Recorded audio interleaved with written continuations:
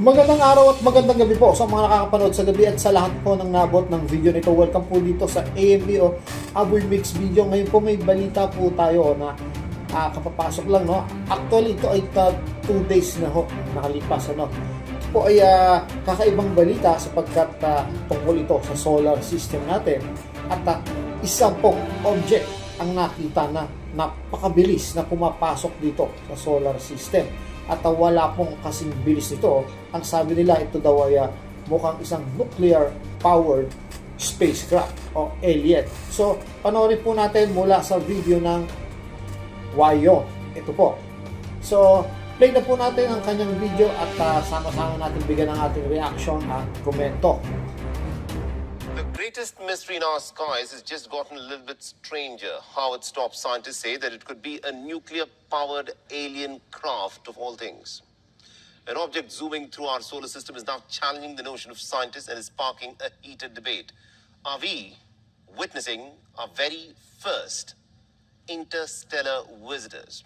We'll leave you with this reporter. Thanks for watching.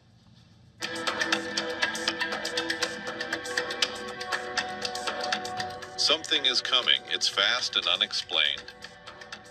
Haunting our solar system and the world's top minds are chasing answers. First detected in July, this visitor from outer space known as 3I Atlas is speeding through the solar system at 60 kilometers per second. Harvard physicist Avi Loeb has set the scientific world ablaze with a bold claim.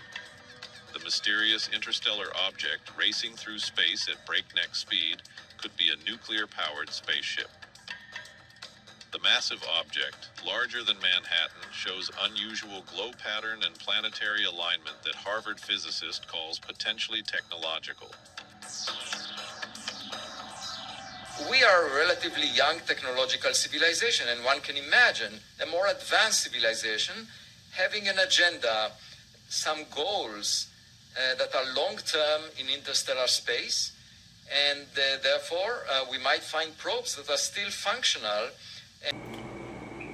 Ano kaya itong tinatawag nilang ito, no? Kasi ito yung nagbukod tanging pinakamabilis na object nga, no, na nadiskubre ng mga scientists dito. Papasok ho sa ating solar system. Actually siguro nakapasok na nga ito.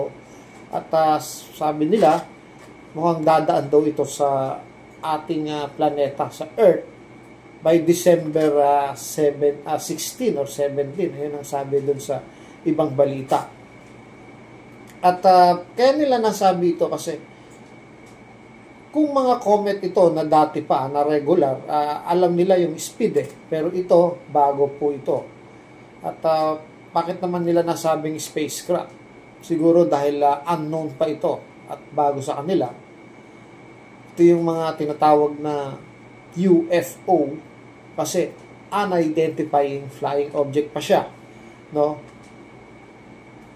Ewan natin kung itong spacecraft to o baka isang uri, no, bagong uri ng comet na may ganyang kabilis na naligaw dito o galing sa ibang universe at nakapasok ho dito sa ating solar system. So, ituloy natin ang video, yung balita. And are entering the solar system with a purpose. And the question is, what is that purpose? Most space rocks are content to move in straight, predictable lines. This one twisted, sped up, and radiated energy in peculiar patterns. To Loeb, the clues point to something manufactured, powered by intelligent design and possibly running on advanced nuclear propulsion systems. Yet not everyone is convinced. Many leading scientists caution against leaping to cosmic conclusions. NASA experts and planetary astronomers say the evidence fits the profile of a natural interstellar object, an icy fragment flung from a distant solar system, behaving oddly but within the boundaries of physics. Still, the claim has thrown open the door to possibilities humanity has only dreamed of. Is this proof we are not alone, or just the universe playing cosmic tricks? One thing's for certain, the enigma in our skies is far from solved, and the world is watching for what comes next. Bureau Report, We on World is one.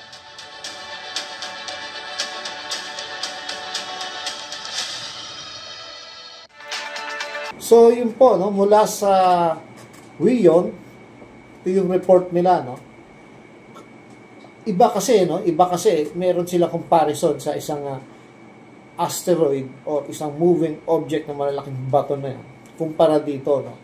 Mukhang may nase-sense yung ating technology doon, no. Base sa sinasabi nga sa balita na mukhang spacecraft nga daw dahil may enerhiya ito na bumabalot dito at saka yung object niya nag-i-spin pa, no? Hindi kagaya ng mga walang buhay na bato. Hindi natin alam kung meron pang ibang klaseng comet na pwedeng hindi natin kasi masabi dahil according po sa Bible wala na po, no? 0% na may nabubuhay pang iba. Although may sinasabing mga nilalang na nakikita at hindi nakikita, no. Maaaring ito ay isang planetary tinatawag nating phenomenon na kung saan ay ngayon pa lang madidiscover ng tao kung sakali. Maaaring hindi ito spacecraft kasi malayo pa, no. Speculation pa lang nila. So, abangan natin po ito hanggang ito'y papalapit, mas malilinawan po tayo, no? At ako po ay naniniwala talaga as a Kristiyano na ang mga nilalang na hindi nakikita ay mga espiritu, no? At ang mga nakikita, na kagaya ng mga tao at mga hayop, ay tayo po yun. At nag-iisa po yun dito, no? Sa nilalang na yan, bukod tangi po ang tao lang ang binigyan ng isang intelligente, no, na halos katulad ng sa Panginoon o ng Diyos. Hanggang dito na lang po. Ito po ang Aboy Mix video. Abangan po natin at interesting po ang balitang ito at magkakaalaman po kung ano talaga ito. Hanggang sa muli po.